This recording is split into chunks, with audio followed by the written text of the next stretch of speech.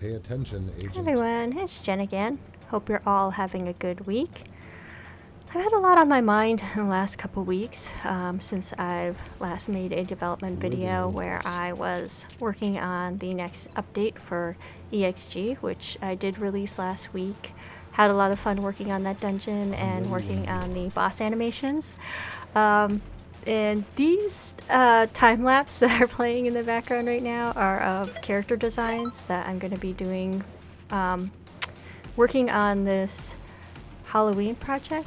Taking a little break from EXG to sort of just focus on some fundamentals of like visual novels, playing around with vertical orientation for layout, and trying to make something that is kind of like simple and I guess bare bones bread and butter kind of visual novel, but accessibility first. So I've never made a web export game in RenPy, so that's what this little Halloween project is going to be. And yeah, I hope that that people enjoy Halloween as much as I do, and these somewhat very dark story and love interests in this upcoming project. Maybe it's a reflection of where my mind is and where just the state of the world is, that I keep going to darker and darker places, but this may be able to help, I don't know, get some of that off my chest.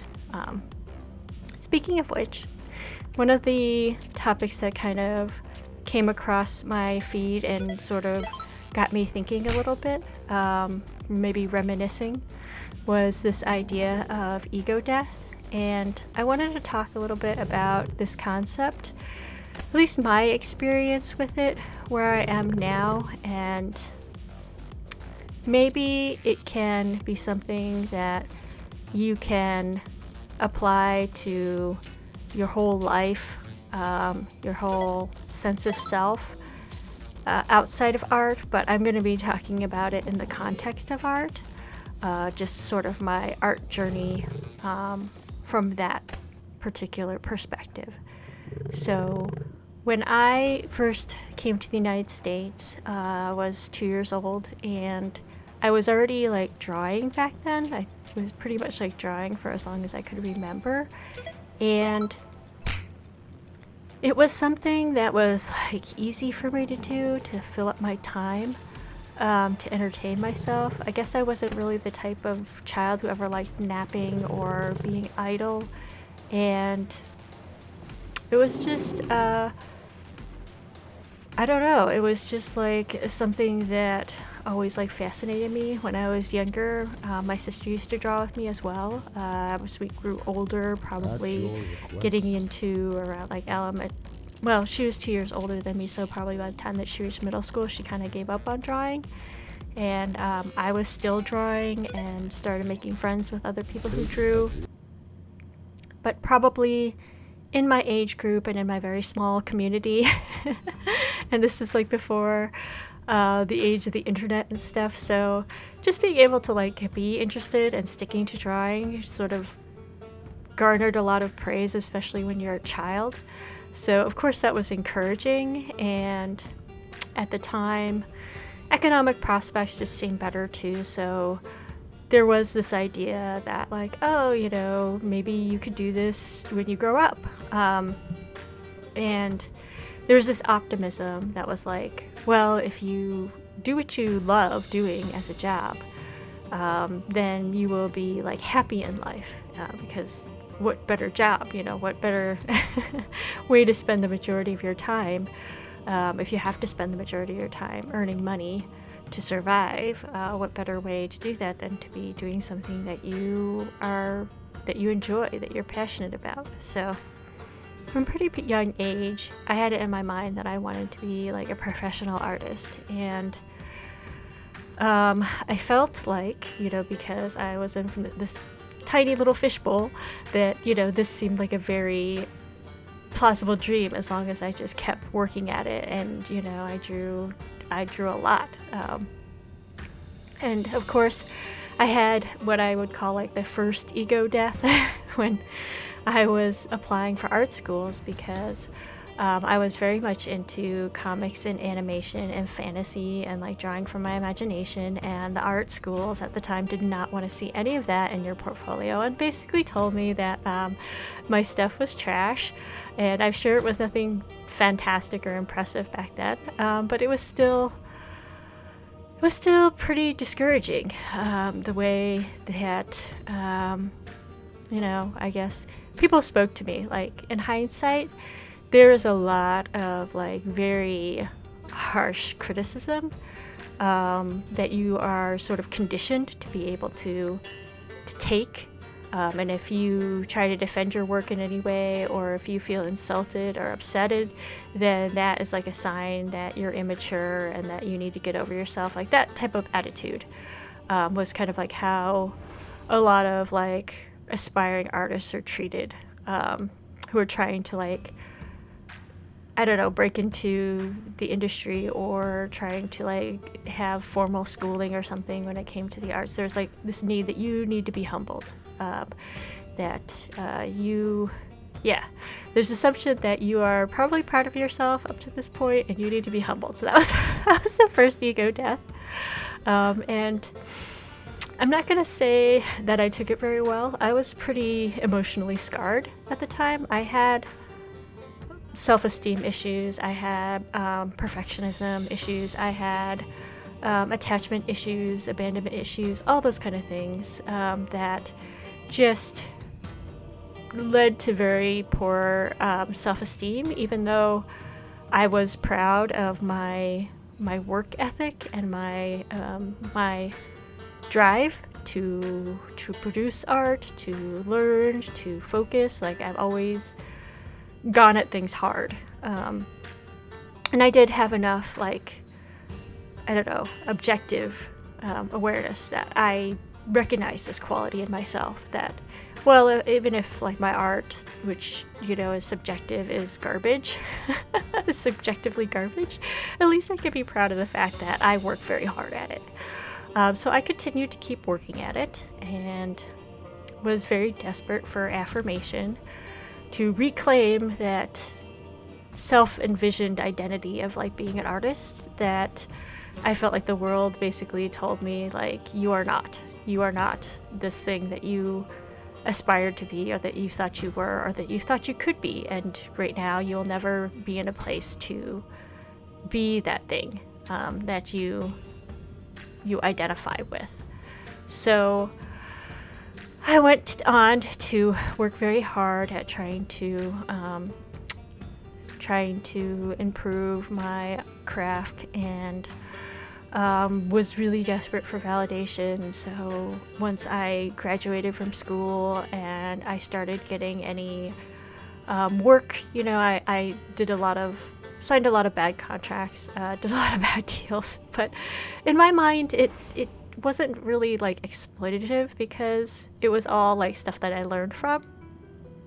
And I thought that I needed to do these things in order to kind of like get the experience, get the reputation that I can, deliver the goods on time, that I'm a reliable worker, and I have the discipline to deliver on contracts and that sort of thing.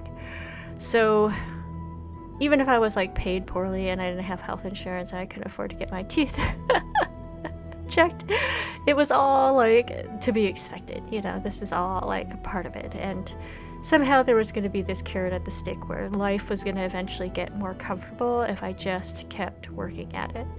But that's not really how the trajectory of my life worked. And I had another ego death, I guess you could say, when my son was born. And I really just had to bite the bullet for survival, to be like, okay, I need to work outside the arts, because the arts is just not stable enough income for me to provide for myself and my family. Like, maybe I can go without healthcare, maybe I could go without dental care, but like my son can't go without those things, right? So this second ego death, I think, was especially hard on me because I was a new mother and taking care of a child, a baby, up until their toddler years is incredibly difficult in the United States. It's very isolating, it's very depressing, it's very just difficult with all the body and hormonal changes on top of that.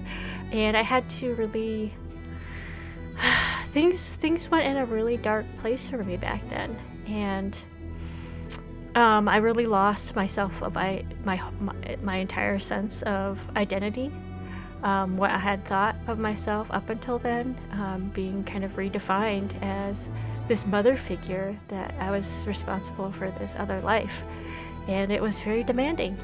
And so I didn't draw for the next 5 years, and I decided at that point that I was never really going to draw again, and that would be fine, and that I wasn't an artist, and that wasn't me. I'm just Jen, and I'm a mom, and I'm proud of that because I provide for my family and for my son, and that is who I am.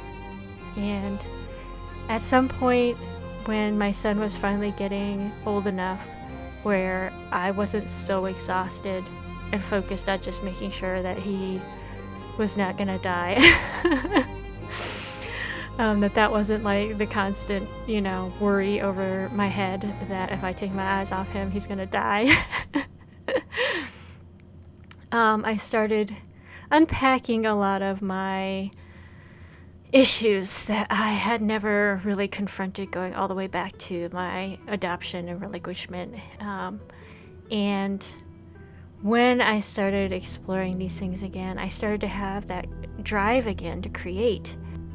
It's like I went back to this moment of like being a child again, and maybe because like my son was so young and I was seeing how he was interacting with the world through fresh eyes, that's how I sort of came back to my love of working on art and telling stories. Was back just that like little inner child that just wanted to create things and wasn't really concerned with like, how am I going to make a living? How are other people going to judge this? How is my art like going to be accepted? How am I going to make it good enough for other people and for, the world to validate me? It was just something that I wanted to do and throw it out there. And if anybody sees it and anybody likes it, then that makes me happy that I got to tell my story to somebody and they enjoyed it, and that we made that connection. So in some ways, that was like my moment of like being reborn, that I had died twice already. And now I am a child again. And I think that that's why I just have so much fun with what I'm doing.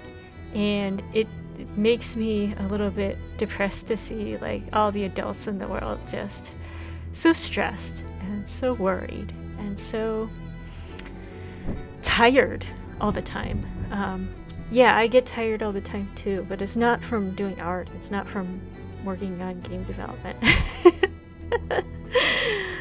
And I just, I don't know. I think that maybe people do have to go through that, like, sort of getting killed by the world. Going through that phase where you desperately need validation, are desperately looking for it, desperately seeking it, and then eventually you just reach a point where something inside you just kind of flips like a switch and you don't care anymore. And you don't feel like you need to apologize for not caring anymore. That you just want to live your life and be happy and do what makes you happy and share that happiness with other people. And yeah, I guess that's what's been going on in my mind, as a lot of things in the world have been looking very bleak. And I just hope that everybody has that little pocket of sunshine within themselves. Maybe everybody has to have that ego death, as painful as it is, in order to eventually come to that realization of just being comfortable with yourself. I don't know. Share your thoughts with me if you've had any experiences like that, or where you might be in your journey. As always, take care. Don't forget to enjoy the process. Bye now.